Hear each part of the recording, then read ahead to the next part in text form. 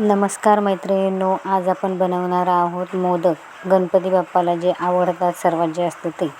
तर इथे मी खोबरं किसून घेतलं आहे आणि चांगलं बारीक किसलेलं आहे. त्यात साखर मिक्स करते आहे. आता साखर मिक्स केलेली आहे.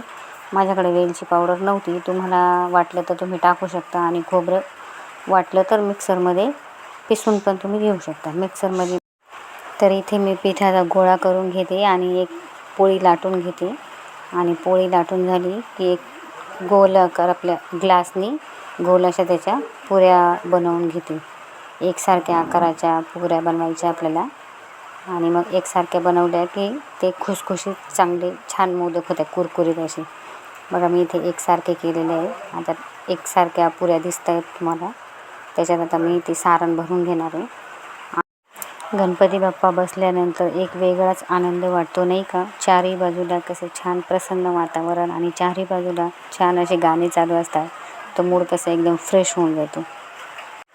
इथे बघा मी मोदक बनवून घेतलेले आहे. किती छान आकाराचे झाले. एकसारख्या पुऱ्या बनवल्या तर एकसारख्या आकाराचे छान मोदक तयार होतात. आणि त्याला कळ्या मी 13 ते 14 अशा कळ्या केलेल्या आहे. आमच्याकडे खूप पाऊस चालू आहे, त्याच्यामुळे माझा आवाज थोडासा वेगळा येत असेल. तुम्हीही असेच मोदक बनवून पहा, नक्कीच छान होते. आणि आता तेल ठेवलेले आहे मी तळणीसाठी. आता हे बघा, हे मोदक मी त्यात टाकते, तळून घेते व्यवस्थित. आणि तिकडे बघा चिक्कू सारण पण खाते.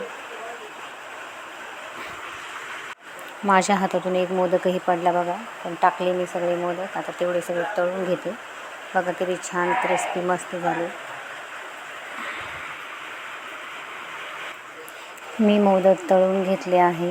आणि बघा आता किती छान झाला आहे, कलर त्यांना मस्त आलेला आहे. आणि असे क्रिस्पी आपले मोदक आता तयार झालेले बघू शकता तुम्ही किती छान मोदक झाले.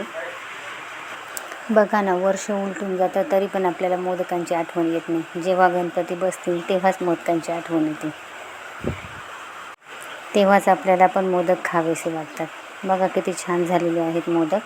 गणेश चतुर्थीच्या सर्वांना खूप खूप शुभेच्छा.